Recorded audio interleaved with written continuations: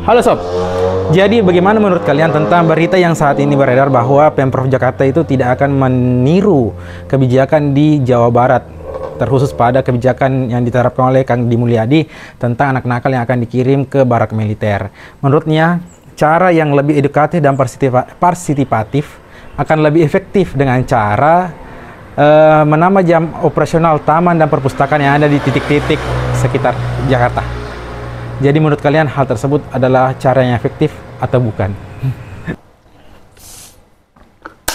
Namun sebelum kita masuk ke dalam kebijakan Pemprov Jakarta yang akan mereka terapkan, mari kita sedikit mengenal lebih dalam kebijakan yang telah diambil oleh Kang Deddy Mulyadi untuk mengatasi anak nakal di Jawa Barat.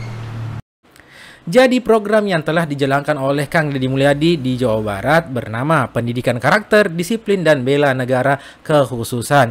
Dan rangkaian prosesnya sebagai berikut. Yang pertama, identifikasi dan seleksi siswa. Yang pertama dilakukan yaitu pihak sekolah dan orang tua mengusulkan siswa yang dianggap susah diatur, seperti sering tawuran, kecanduan game online, tidak hormat kepada guru ataupun orang tua, terlibat geng motor atau perundungan. Kemudian, orang tua yang tidak sanggup membina anaknya dapat menyerahkan ke pemerintah untuk dibina dalam program ini. Kemudian tahap selanjutnya yaitu persetujuan dan koordinasi. Yang pertama yang dilakukan yaitu sekolah bekerja sama dengan Dinas Pendidikan dan pihak Pemprov Jawa Barat. Serta peserta program harus mendapat izin tertulis dari orang tua atau wali murid. Kemudian kegiatan selama di barak yaitu pukul 4 dimulai bangun pagi dan sholat berjemaah.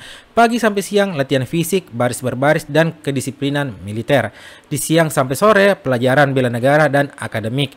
Dan malamnya refleksi diri, renungan, dan tidur teratur. Hal tersebut dilakukan selama 2 minggu ataupun 14 hari. Dan selanjutnya evaluasi dan pemulangan. Setelah 14 hari siswa kembali ke sekolah. Sekolah dan orang tua memantau perilaku, sikap, dan disiplin.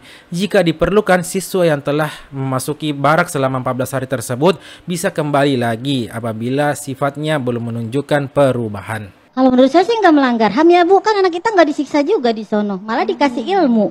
Segala sesuatu itu ada prosesnya.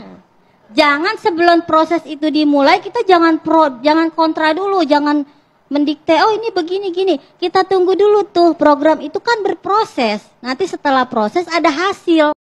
Dan anehnya, ada orang tua yang berani speak up bahwa dia itu tidak setuju tentang kebijakan Kang Deddy Mulyadi untuk mengirim anak nakal ke barak militer. Padahal salah satu persyaratan untuk mengirim anak itu tanda tangan orang tua atau izin orang tua. Dan juga yang mengantar ke barak itu adalah orang tua juga. Jadi sebenarnya orang tua ini pelin-pelan atau bagaimana? Dan ada juga kemarin bahwa kebijakan tersebut digoreng oleh netizen. Ada yang mengatakan bahwa kebijakan Kang Deddy Mulyadi itu ditentang keras oleh Menteri HAM. Padahal di konferensi pers yang dilakukan oleh siapa tuh namanya? Pinggai. Sorry. Tulis Pinggai bahwa dia mendukung bahkan bijaknya diterapkan ke seluruh provinsi di Indonesia. Jadi metode mana yang lebih efektif menurut kalian?